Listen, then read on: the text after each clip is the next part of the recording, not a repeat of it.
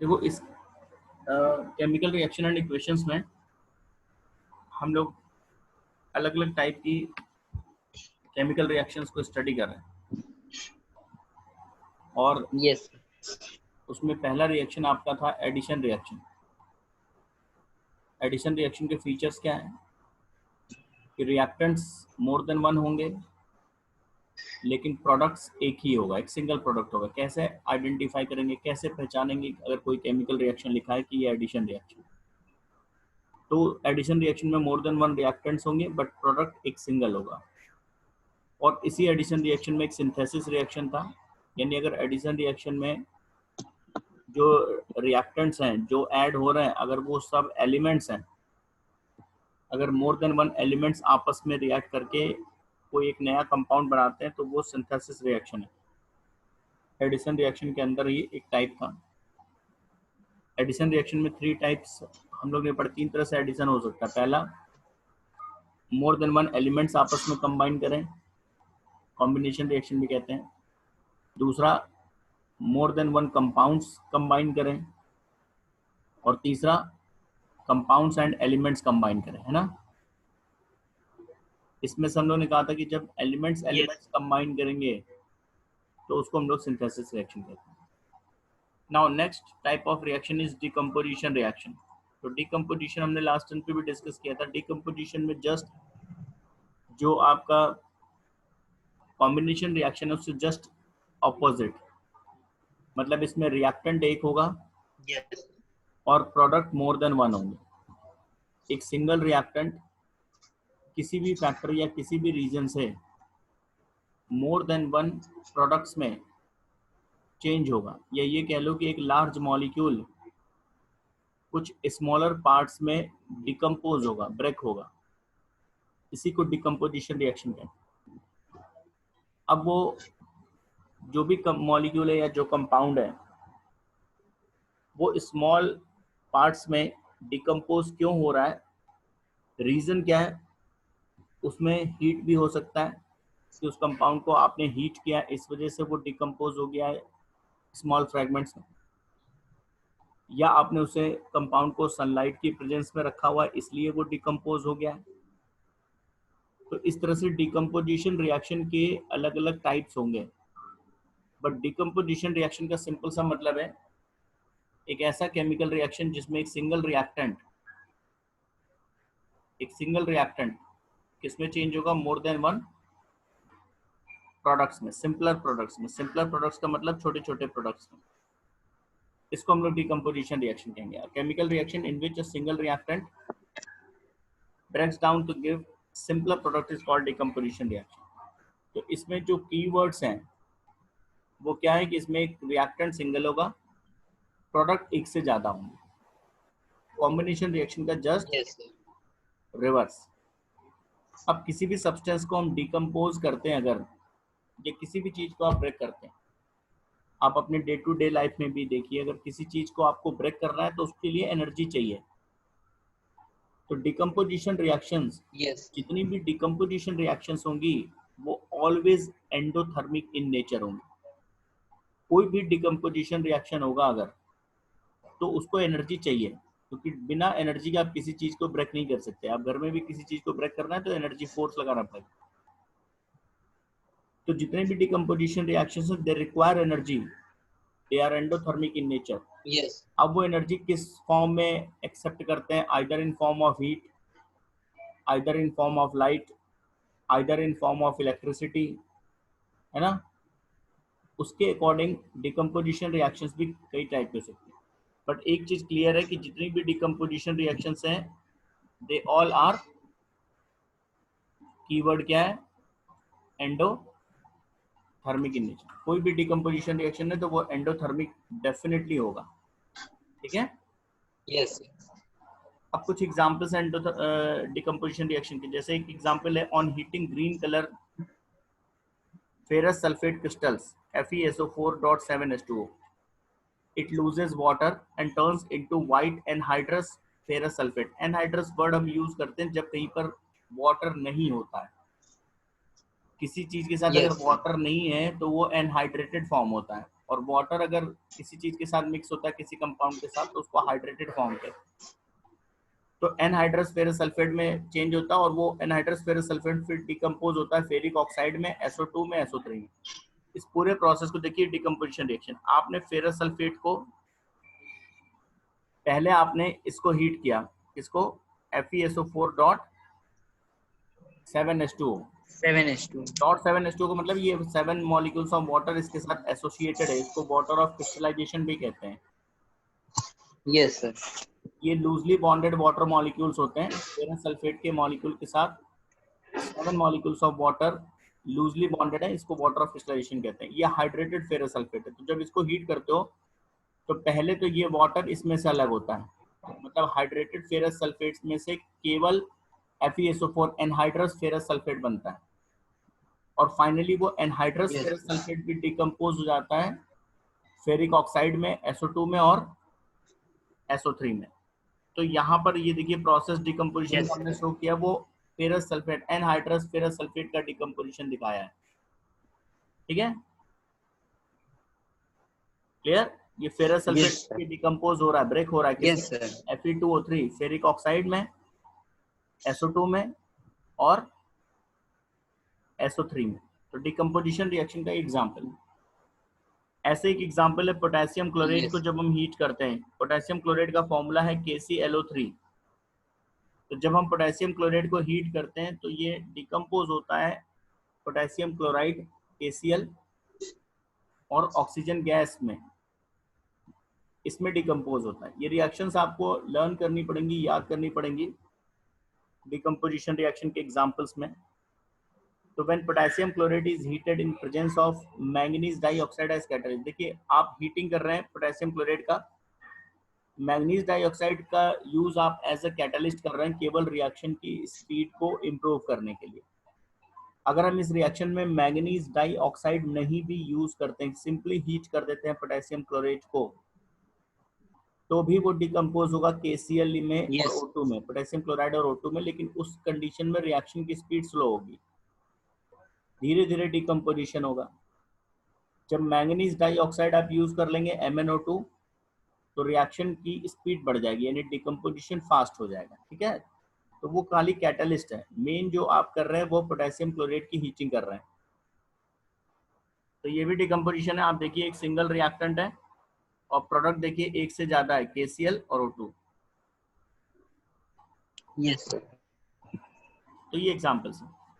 अब ये decomposition reaction कितने टाइप का होता है? हमने कहा कि डिकम्पोजिशन रिएक्शन का मतलब है कि आप किसी एक मॉलिक्यूल को या कंपाउंड को सिंपलर पार्ट्स में, छोटे छोटे पार्ट्स में डिकम्पोज कर रहे हैं, ब्रेक कर रहे हैं। इसके लिए एनर्जी चाहिए। वो एनर्जी आप किस सोर्स से प्रोवाइड कर रहे हैं, उस एनर्जी का सोर्स क्या है, उसके अकॉर्डिंग डिकम्पोजिशन रिएक्शन अलग अलग टाइप के होते हैं। जैसे पहला डिकम्पोजिशन रिएक्शन है थर्मल डिकम्पोजिशन। तो थर्मल डिकम्पोजिशन उसको कहेंगे जिसमें किसी कंपाउंड को हीट करने से वो डिकम्पोज हुआ हो, यानी डिकम्पोजिशन का जो एनर्जी सोर्स है वो हीटिंग है। ठीक है, अगर कोई substance due to heating, heat करने की वजह से डिकम्पोज होता है स्मॉलर पार्ट्स में, तो ये हुआ थर्मल डिकम्पोजिशन। ठीक, दूसरा होता है Yes, sir. इलेक्ट्रोलिसिस। अगर किसी सब्सटेंस को या किसी कंपाउंड को इलेक्ट्रिसिटी प्रोवाइड करके, इलेक्ट्रिसिटी पास करके आपने उसको डिकम्पोज किया है, तो वो हुआ इलेक्ट्रोलिसिस। इलेक्ट्रोलिसिस में भी डिकम्पोजिशन होगा, लेकिन वो किस फैक्टर से होगा? Decomposition Sir, by electricity. Electricity, और वो है thermal decomposition, decomposition by heating. ठीक है, अभी इन सबके एग्जांपल्स आएंगे, डिटेल्स में पढ़ेंगे। Yes. और थर्ड है आपका फोटो डिकम्पोजिशन। फोटो डिकम्पोजिशन में भी आप किसी सब्सटेंस को डिकम्पोज कर रहे हैं, बट किसके साथ डिकम्पोज कर रहे हैं? सनलाइट की प्रेजेंस में, यानी इसमें जो एनर्जी सोर्स है डिकम्पोजिशन के लिए, जो रिक्वायर्ड एनर्जी है उसका सोर्स लाइट है, सनलाइट। ठीक है ना, इलेक्ट्रोलिसिस में इलेक्ट्रिसिटी है और थर्मल डिकम्पोजिशन में हीटिंग है। ठीक है, तो डिकम्पोजिशन रिएक्शन भी 3 टाइप्स के हैं। थर्मल डिकम्पोजिशन यानी decomposition by effect of heat, electrolysis decomposition by electricity, and photo decomposition by sunlight. Clear? ठीक है, आ रहा है ना समझ में? Yes sir, yes sir, yes sir, sir आ रहा है। थर्मल डिकम्पोजिशन का एक एग्जाम देखिए। थर्मल डिकम्पोजिशन जहां पर होता है तो इस तरह से देखिए, एक छोटा सा हम लोग ट्रायंगल बना देते हैं एरो के ऊपर। Yes sir, heat sir. Heat का इफेक्ट। तो जैसे कि example, calcium yes carbonate crystal को अगर हम हीट करेंगे तो ये डिकम्पोज होता है कैल्शियम ऑक्साइड और CO2 में। ये एक थर्मल डिकम्पोजिशन है। ऐसे ही यहाँ पर देखिए लेड नाइट्रेट, दूसरा एग्जाम्पल, लेड नाइट्रेट को अगर हम हीट करते हैं तो हीटिंग के इफेक्ट से वो लेड ऑक्साइड NO2 और O2 में डिकम्पोज होता है। इसमें कलर चेंज भी हो रहा है। ये जो लेड यस नाइट्रेट है ये येलो कलर का होता है, ये लेड ऑक्साइड में चेंज होता है जो येलो कलर का होता है, ये लेड ऑक्साइड। ठीक है, यस सर। ये भी थर्मल डिकम्पोजिशन है। इलेक्ट्रोलिसिस किसको कहते हैं? Decomposition performed by electricity. जो डिकम्पोजिशन का मतलब वही है, लेकिन इलेक्ट्रिसिटी के थ्रू आपने डिकम्पोज किया तो वो इलेक्ट्रोलिसिस हो गया। एग्जाम्पल्स में आएंगे तो वाटर का डिकम्पोजिशन, वाटर H2O है, उसका डिकम्पोजिशन H2 और O2 में इलेक्ट्रिसिटी की हेल्प से।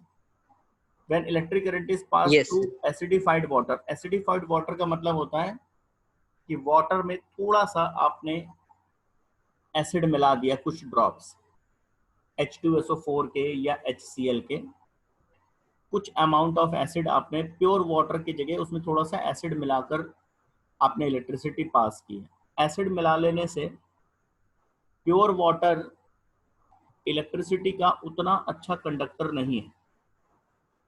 प्योर वाटर में इलेक्ट्रिसिटी कंडक्शन बहुत लो होता है, कम होता है। एसिड का अमाउंट मिला लेने से थोड़ा सा वाटर की जो कंडक्टिंग पावर है, इलेक्ट्रिसिटी कंडक्टिंग पावर है जो, वो बढ़ जाती है। तो एसिडिफाइड वाटर इसलिए लेते हैं क्योंकि एसिडिफाइड वाटर में इलेक्ट्रिसिटी कंडक्शन बेटर होता है नॉर्मल वाटर के रिस्पेक्ट। ठीक है, यस सर। डिकम्पोज यहाँ वाटर ही होगा, लेकिन एसिड मिला लेने से उस वाटर का इलेक्ट्रिसिटी कंडक्शन की स्पीड उसकी अच्छी हो जाती है, डिकम्पोजिशन थोड़ा सा इजी। तो ये भी देखिए ध्यान से देखेंगे डिकम्पोजिशन कैसे है। H2O एक सिंगल रिएक्टेंट है और वो प्रोडक्ट बना रहा है H2 and O2, more than one product, electricity की यस सर। ऐसे ही molten sodium chloride, yes common salt लेकिन मॉल्टेन, सॉलिड स्टेट में नहीं, मेल्ट करके। मॉल्टेन NaCl में जब हम इलेक्ट्रिसिटी पास करेंगे तो it gives sodium metal and chlorine gas. ठीक है, यस सर। मॉल्टेन के लिए हम L लिख देते हैं। NaCl को लिक्विड स्टेट में, मॉल्टेन स्टेट में जब आप हीट डिकम्पोज करेंगे, इलेक्ट्रिसिटी पास करेंगे उस मॉल्टेन NaCl में, तो वो सोडियम मेटल में और क्लोरीन में डिकम्पोज हो जाएगा। इसके अलावा और एग्जांपल्स में अगर हम Yes, देखेंगे तो when electric current is pass through molten aluminium oxide Al2O3, aluminium का एक ऑक्साइड है Al2O3 जिसको एल्यूमिना भी कहा जाता है, एल्यूमिना। ठीक है, तो जब आप yes, molten aluminium oxide alumina में इलेक्ट्रिसिटी पास करेंगे तो ये एल्यूमिनियम मेटल और ऑक्सीजन गैस में डिकम्पोज हो जाता है। ठीक, एल्यूमिनियम मेटल में और ऑक्सीजन गैस yes, में डिकम्पोज हो जाता है। तो all these are examples of electrolysis या डिकम्पोजिशन बाय यूजिंग इलेक्ट्रिसिटी। ठीक है ना, याद करने पड़ेंगे आपको रिएक्शंस। yes, sir. Yes, अब आते हैं फोटो डिकम्पोजिशन। फोटो डिकम्पोजिशन मतलब ऐसे बहुत से डिकम्पोजिशन रिएक्शंस हैं जहां पर डिकम्पोजिशन का मेन रीजन सनलाइट है। जहां पर आप सब्सटेंसेस, किसी भी सब्सटेंस को सनलाइट की प्रेजेंस में जब रख देंगे, किसी रिएक्टेंट को आप सनलाइट की प्रेजेंस में रखेंगे तो सनलाइट की प्रेजेंस में उसको एनर्जी मिल जाएगी और वो डिकम्पोज हो जाएगा।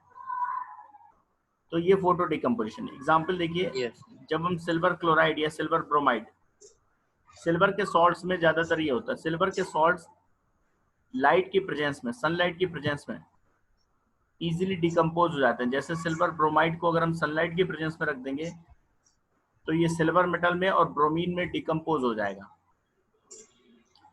ऐसे ही ठीक है, समझ में आ रहा कि नहीं? यस सर, आ रहे ऐसे सिल्वर क्लोराइड को भी अगर हम रखेंगे सनलाइट की प्रेजेंस में तो वो सिल्वर और क्लोरीन में डिकम्पोज हो जाएगा। तो ये भी डिकम्पोजिशन रिएक्शंस हैं, लेकिन सनलाइट की प्रेजेंस में हो रही हैं, इसलिए इनको थर्मल डिकम्पोजिशन। तो डिकम्पोजिशन रिएक्शन क्लियर।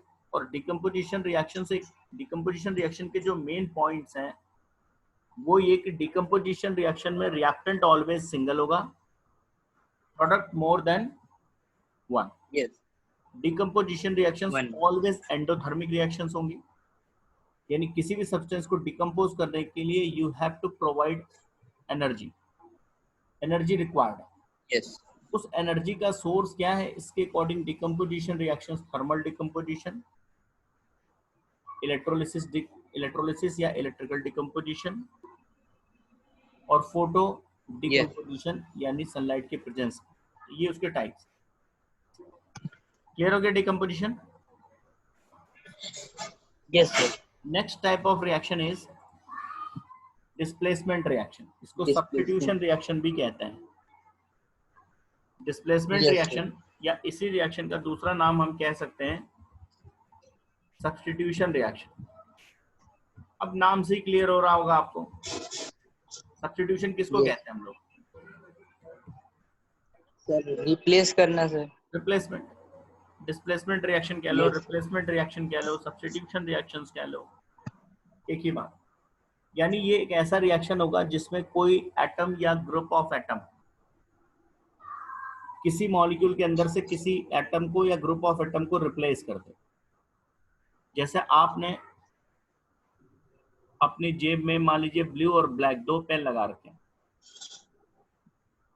अब उसमें ब्लू पेन की इंक खत्म हो गई है, तो आपने उस पेन को निकाला जेब से और एक दूसरा ब्लू पेन नया खरीद के आपने अपनी जेब में लगा लिया। तो ये क्या है? Displacement reaction. मतलब जो नया पेन है उसने पुराने पेन को रिप्लेस कर दिया। ठीक है ना? तो यस सर। देखिए इसमें रिएक्टेंट्स भी एक से ज्यादा होंगे और प्रोडक्ट भी एक से ज्यादा होंगे। रिएक्टेंट एक से ज्यादा क्यों होंगे? एक जो रिप्लेस करने के लिए आ रहा वो होगा और एक वो मॉलिक्यूल होगा जिसके अंदर रिप्लेसमेंट होना। ठीक है, तो कॉम्बिनेशन में क्या था? रिएक्टेंट्स ज्यादा होंगे, प्रोडक्ट सिंगल होगा। डिकम्पोजिशन में प्रोडक्ट सिंगल होगा, रिएक्टेंट ज्यादा होंगे। यहाँ पर जनरली आप देखेंगे तो रिएक्टेंट्स भी एक से ज्यादा होंगे और प्रोडक्ट्स भी एक से ज्यादा होंगे। ठीक है, और इसमें सीधी सी बात है डिस्प्लेसमेंट में रिप्लेसमेंट है। जैसे एग्जांपल देखिए, जब हम आयरन का रिएक्शन कॉपर सल्फेट के सॉल्यूशन से कराते हैं, या हमारे पास कॉपर सल्फेट का एक्वस सॉल्यूशन रखा हुआ है किसी कंटेनर में और उसमें हम आयरन मेटल के कुछ पीसेस डाल देते हैं, तो जब आयरन कॉपर सल्फेट के सॉल्यूशन के कांटेक्ट में आएगा तो वो कॉपर सल्फेट में से कॉपर को डिस्प्लेस कर देता है और आयरन सल्फेट का सॉल्यूशन बना लेता है। ठीक है, तो अगर हम इस रिएक्शन को देखेंगे तो इसमें कौन डिस्प्लेस कर रहा है? Sir iron. Sir iron replace कर रहा है सर कॉपर को। कर रहा है कॉपर को। देखिए कॉपर सर क्योंकि सर वो ज्यादा रिएक्टिव। हाँ, तो वो डिपेंड करता है कि रिएक्टिविटी क्या है ना? उसके लिए एक एक्टिविटी सीरीज भी है। Yes sir. ज्यादा एक्टिव मेटल्स होंगे, वो सीधी सी बात है वो लेस एक्टिव मेटल्स को रिप्लेस डिस्प्लेस कर देंगे, है ना? कहीं पर जो ज्यादा एक्टिव होगा वो लेस एक्टिव को रिप्लेस कर देगा, है ना? मान लीजिए कोई स्टूडेंट है, वो अपनी क्लास में फर्स्ट आता है, अब नए सेशन में कोई ऐसे किसी बच्चे का एडमिशन हो गया जो उससे ज्यादा एक्टिव है, तो वो उसको उसकी पोजीशन को रिप्लेस कर देगा, वो फर्स्ट आने लगेगा। ठीक है ना? यस। मेटल्स हो, नॉन मेटल्स हो, कोई हो, जो ज्यादा एक्टिव मेटल होगा, ज्यादा एक्टिव नॉन मेटल होगा, वो अपने से लेस एक्टिव मेटल या नॉन मेटल को डेफिनेटली रिप्लेस करेगा। तो ये जो रिएक्शन है ये डिस्प्लेसमेंट रिएक्शन। डिस्प्लेसमेंट सबसे आसान होता है। ऐसे ही कुछ और एग्जांपल्स देखिए।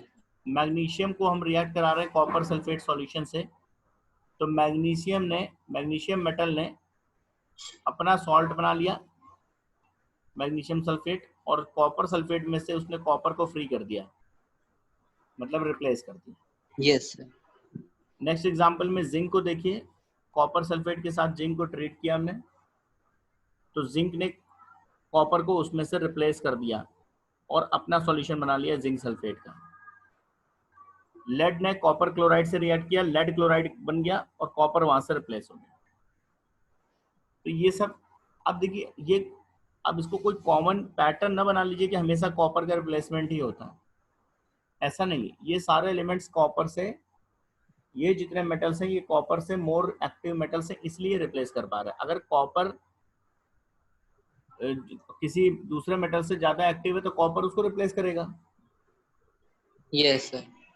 जैसे देखिए सिल्वर नाइट्रेट का सॉल्यूशन है, इस सिल्वर नाइट्रेट के सॉल्यूशन में को जब हम कॉपर से रिएक्ट करा रहे हैं तो कॉपर सिल्वर को रिप्लेस कर दे रहा है।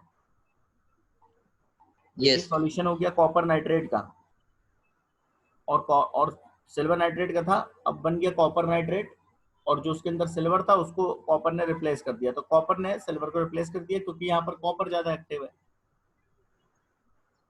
ठीक है ना। Yes yes sir. कि आयरन को HCl से रिएक्ट करा रहे हैं तो वो हाइड्रोजन गैस लिबरेट कर रहा है। ये हाइड्रोजन गैस एक्चुअली रिप्लेसमेंट है, क्योंकि ये हाइड्रोजन पहले कहाँ था, HCl में। Yes sir. अब उस HCl में Fe आ गया हाइड्रोजन घटा के, तभी तो फेरस क्लोराइड बन गया और हाइड्रोजन को उसने रिप्लेस कर दिया। ऐसे यस सर। आपने पढ़ा होगा कि बहुत सारे मेटल्स, जनरली मेटल्स की ये प्रॉपर्टी ही होती है कि जब उनको आप एसिड से रिएक्ट कराएंगे तो वो हाइड्रोजन गैस लिबरेट करें, सर की प्रॉपर्टी है रिलीज करेंगे ना। तो हाइड्रोजन गैस यस। लिबरेट कहाँ से करेंगे, इसका मतलब है कि जितने भी मेटल्स हैं उनको जब आप रिएक्ट यस कराते हो किसी एसिड से तो वो एसिड के अंदर से हाइड्रोजन को रिप्लेस कर देते हैं। वही इवोल्यूशन ऑफ हाइड्रोजन गैस का मतलब है कि एसिड से हाइड्रोजन बाहर आ गए और वही हाइड्रोजन गैस के फॉर्म में आपको दिखते हैं, ठीक है। Yes sir. तो ये सारे एग्जांपल्स आपके रिप्लेसमेंट है। ऐसे क्लोरीन आयोडीन को रिप्लेस करता है, क्लोरीन ज्यादा रिएक्टिव है, तो जैसे क्लोरीन को हम पोटेशियम आयोडाइड से रिएक्ट करा रहे हैं तो पोटेशियम आयोडाइड में से ये आयोडीन को हटा देगा और पोटेशियम के साथ कुछ खुद क्लोरीन आ जाएगा, पोटेशियम क्लोराइड बन गया और आयोडीन का रिप्लेसमेंट हो गया। क्लियर? Yes sir. इजी है ना रिप्लेसमेंट रिएक्शन तो। Yes sir. सर ये सर पढ़ी थी सर ये इसमें सर। अच्छा, अब आता है डबल डिस्प्लेसमेंट रिएक्शन, ये भी पढ़ा है। नो सर ये वाली नहीं पढ़ी है सर। ये क्या होता है, डिस्प्लेसमेंट रिएक्शन का मतलब होता है, ये डबल डिस्प्लेसमेंट का मतलब दो जगह रिप्लेसमेंट। जैसे मेरी बात, मान लीजिए कि आप और आपका कोई फ्रेंड कुणाल प्रताप सिंह मान लीजिए, और आप एक साथ यस कहीं जा रहे हैं और आपके पास आपके जेब में दो पेन लगे हुए हैं, ब्लू और ब्लैक, और यस आपके फ्रेंड की जेब में भी दो पेन लगे हुए हैं, ब्लू और ब्लैक। अब आपको उसके जेब में यस जो सर। पेन लगा है वो पसंद आ जाता है, और उसको जो आपकी जेब में पेन लगा हुआ यस है सर। वो पसंद आ जाता है, ठीक है ना। तो आपने क्या किया, पेन को एक्सचेंज कर यस लिया, मान यस लीजिए अपना पेन उसको दे दिया और उसका जो पेन था वो अपनी जेब में लगा लिया। तो यहाँ पर अगर आप ध्यान से देखेंगे तो दोनों की जेब में डिस्प्लेसमेंट रिएक्शन हुआ। आपने जो उसके जेब में यस सर। पुराना पेन लगा था उसको हटा के अपना पेन दे दिया, तो आपने उसके अंदर रिप्लेसमेंट किया, है ना। Yes sir. और उसके पेन ने आपकी जेब के यस अंदर सर। रिप्लेसमेंट कर दिया, तो इसको कहते हैं double replacement, double displacement reaction.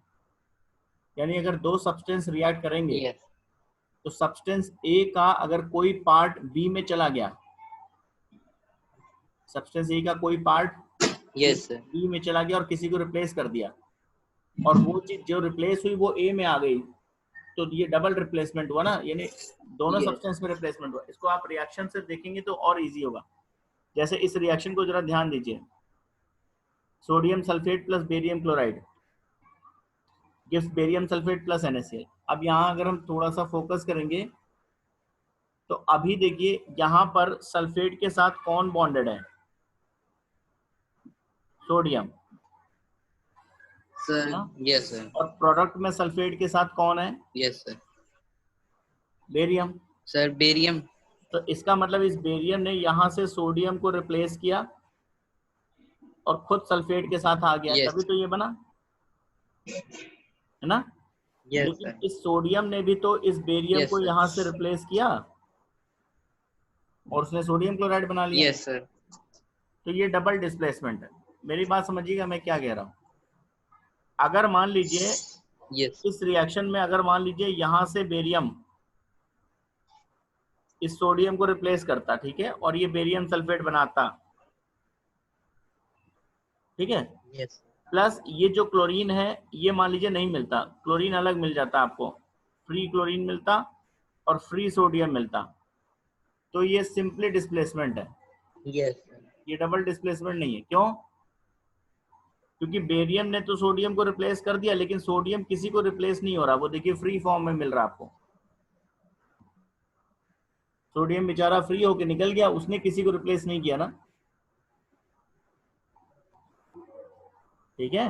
Yes sir. ये सिंपल डिस्प्लेसमेंट में एक ही जगह डिस्प्लेसमेंट हो रहा है, दोनों जगह नहीं हो रहा है, ठीक है। Yes double displacement yes sir. हमेशा, मेरी बात समझ रहे नहीं आप, सर समझ रहे हैं हम सर। कहते हैं कि ए बी और प्लस सी डी ये रिएक्ट करते हैं, मान लीजिए। अब यहाँ पर क्या हो रहा है, हो सकता है कि ये ए सी की जगह आ जाए,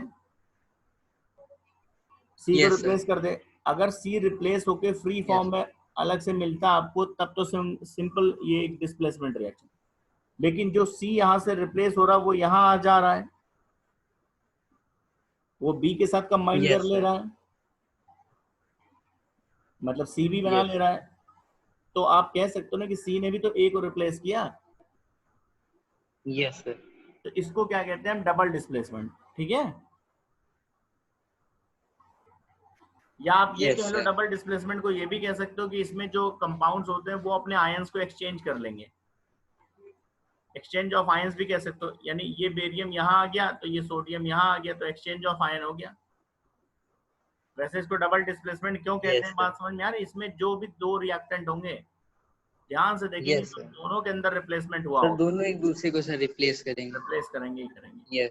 और एक बात और समझिएगा, डबल डिस्प्लेसमेंट रिएक्शन का एक फीचर होता है, डबल डिस्प्लेसमेंट रिएक्शन जब भी होता है तो जनरली मैक्सिमम केसेस में एक water insoluble substance, double decomposition reaction में जो प्रोडक्ट्स बनते हैं उसमें एक वाटर इनसॉल्युबल सब्सटेंस, जिसको हम क्या कहते हैं, प्रेसिपिटेट, है ना, ये जनरली बनता ही है। Yes sir. Yes sir. Most of the double decomposition reactions में प्रोडक्ट साइड में एक यस इनसॉल्युबल कंपाउंड बनेगा जिसको कि प्रेसिपिटेट कहते हैं। तो precipitate formation double decomposition reaction का एक कैरेक्टरिस्टिक समझ लीजिए, और इसीलिए डबल डिकम्पोजिशन रिएक्शन यस को सर। प्रेसिपिटेशन रिएक्शन भी हम लोग कहते हैं। जैसे यहाँ पर अगर आप देखेंगे तो ये एक्वस मतलब ये क्या है, सॉल्यूशन फॉर्म है, डिसॉल्व फॉर्म है। Yes aqueous sir. मतलब ये भी सॉल्यूशन ऑफ बेरियम क्लोराइड है, मतलब यस ये सर। भी लिक्विड फॉर्म है। NaCl जो बन रहा है वो भी यस सर। एक्वस फॉर्म में है, मतलब सॉल्यूशन फॉर्म में है। और बेरियम सल्फेट यहाँ पर यस पीपीटी सर। फॉर्म है, सॉलिड फॉर्म में। तो यस मोस्टली सर। क्या होता है कि जो भी डबल डिस्प्लेसमेंट रिएक्शन है, डबल डिस्प्लेसमेंट भी कहते हैं, डबल डिकम्पोजिशन भी कहते हैं इसको। अगर डबल डिकम्पोजिशन आए तब भी यही रिएक्शन हो, उसमें प्रेसिपिटेशन होता ही है। जनरली प्रोडक्ट में एक इनसॉल्युबल कंपाउंड बनता है which is known as precipitate, इसीलिए प्रेसिपिटेशन रिएक्शन भी कहते हैं। और एग्जांपल्स देखिए डबल डिकम्पोजिशन को, सिल्वर नाइट्रेट सॉल्यूशन को NaCl सॉल्यूशन के साथ अगर आप मिक्स करेंगे तो सोडियम नाइट्रेट का सॉल्यूशन मिलेगा प्लस प्रेसिपिटेट ऑफ AgCl मिलेगा, ठीक है। Yes sir. अब अगर हम यहाँ देखें, क्या ये डबल डिकम्पोजिशन नहीं है, देखिए यहाँ से सोडियम इसके साथ आ जा रहा है, तभी तो सोडियम नाइट्रेट बन रहा है। Yes sir. और सिल्वर यहाँ आ जा रहा है, तभी तो सिल्वर क्लोराइड बन रहा है। Yes sir. आप कह सकते हो सिल्वर ने सोडियम को रिप्लेस किया, तो सोडियम ने भी सिल्वर को रिप्लेस किया, तभी तो सोडियम नाइट्रेट बना। Yes, sir. ठीक, और इसमें Yes. प्रेसिपिटेट क्या बना, AgCl। ऐसे ही देखिए यहाँ पे बेरियम क्लोराइड और कॉपर सल्फेट, इन दोनों सॉल्यूशन को हमने मिक्स किया तो हमें बेरियम सल्फेट का एक PPT मिला प्लस कॉपर क्लोराइड। तो ये भी डबल, Yes. देखिए डबल डिकम्पोजिशन बहुत इजीली आप पहचान लेंगे। आयंस का एक्सचेंज, यहाँ से इसने बेरियम को रिप्लेस किया कॉपर ने, तभी तो अपना क्लोराइड बना लिया। Yes. बेरियम ने कॉपर सल्फेट में से कॉपर को रिप्लेस करके अपना सल्फेट बना लिया। ठीक है, Yes, sir. तो ये डबल डिकम्पोजिशन। ऐसे ही कॉपर सल्फेट को हाइड्रोजन सल्फाइड के साथ रिएक्ट कर रहे हैं, कॉपर सल्फाइड बन रहा है और H2SO4 बन रहा है। तो इसमें कॉपर और हाइड्रोजन देखिए एक दूसरे को रिप्लेस कर रहे हैं। ऐसे ही एल्यूमिनियम क्लोराइड को अमोनियम हाइड्रोक्साइड से ट्रीट किया, एल्यूमिनियम क्लोराइड को अमोनियम हाइड्रोक्साइड। डबल डिकम्पोजिशन में एक खास बात ध्यान रखिएगा, Yes. मैक्सिमम केसेस में जो हम रिएक्टेंट्स ले रहे हैं वो सॉल्यूशन फॉर्म में, Yes. और जो प्रोडक्ट बन रहा है उस प्रोडक्ट में भी प्रोडक्ट्स कैसे सॉल्यूशन फॉर्म में, एक्सेप्ट वन, एक प्रोडक्ट खाली सॉलिड फॉर्म में जिसको प्रेसिपिटेट कहेंगे। आप मोस्ट ऑफ द केसेस में देखिए Yes, sir. Reactants always solution form में है डबल डिकम्पोजिशन में, प्रोडक्ट्स में सॉल्यूशन फॉर्म में प्रोडक्ट्स है, Yes. प्लस कुछ इनसॉल्युबल प्रोडक्ट्स भी हैं वाटर में जो सॉल्युबल नहीं है, which are known as precipitates. Yes. ऐसे ही लेड नाइट्रेट सॉल्यूशन को हम पोटेशियम आयोडाइड सॉल्यूशन के साथ मिक्स कर रहे हैं। लेड नाइट्रेट का सॉल्यूशन है, एक्वस मतलब सॉल्यूशन, और Yes, sir. PI का भी सॉल्यूशन यूज कर रहे हैं, Yes, sir. और PbI2 का सॉलिड फॉर्म यानी प्रेसिपिटेट बना रहा है, और पोटेशियम नाइट्रेट का सॉल्यूशन बना रहा है। सॉल्यूशन में, सॉल्यूशन का मतलब समझते हो ना, Yes, sir. एक्वस का मतलब सॉल्यूशन। जैसे आप कोई चीज, जैसे आप कफ सिरप लेकर आते हैं, अब मान लीजिए आप डॉक्टर के पास गए और आपने अपनी प्रॉब्लम बताई कि भाई खांसी बहुत आ रही है, Yes. सॉल्यूशन का मतलब, अगर उसने सिरप दिया तो सॉल्यूशन दिया किसी चीज का, Yes, sir. और अगर टैबलेट्स दिए तो वो क्या, वो सॉलिड फॉर्म दिया। ठीक है ना, यही Yes, sir. प्रेसिपिटेट और सॉल्यूशन में यही अंतर है। Precipitate solid Yes. फॉर्म है, इनसॉल्युबल इन वाटर, और एक्वस जो लिखा होता है वो किसी चीज का सॉल्यूशन है, वो है किसी सॉलिड सब्सटेंस का ही सॉल्यूशन, या किसी लिक्विड सब्सटेंस का, किसी का भी सॉल्यूशन हो सकता है, सॉलिड सब्सटेंस का, लिक्विड का या गैस का, लेकिन वो सॉल्यूशन फेज है, वो लिक्विड फेज है फाइनली। Yes. तो ये हमारे डबल डिकम्पोजिशन है। तो डबल डिकम्पोजिशन को डबल डिस्प्लेसमेंट, डबल डिकम्पोजिशन कुछ भी कह सकते हैं। ये हमारे टाइप्स ऑफ रिएक्शंस। तो केमिकल रिएक्शंस एंड इक्वेशंस में केमिकल रिएक्शंस क्या है, केमिकल रिएक्शंस की कैरेक्टरिस्टिक्स क्या है, colour change, evolution of gas, energy changes, formation of precipitates, यही सब तो पढ़ा था हम लोग ने। फिर केमिकल रिएक्शंस को हम लोग इक्वेशन फॉर्मेट में जब यूज करते हैं, इक्वेशन के फॉर्म में लिखते हैं पेपर पे, तो उसको कहते हैं केमिकल इक्वेशन। और उस केमिकल इक्वेशन को बैलेंस करते हैं, अगर वो अनबैलेंस्ड इक्वेशन है तो बैलेंसिंग ऑफ केमिकल इक्वेशन कैसे करते हैं वो भी पढ़ा था हम लोग ने, है ना। Yes, sir.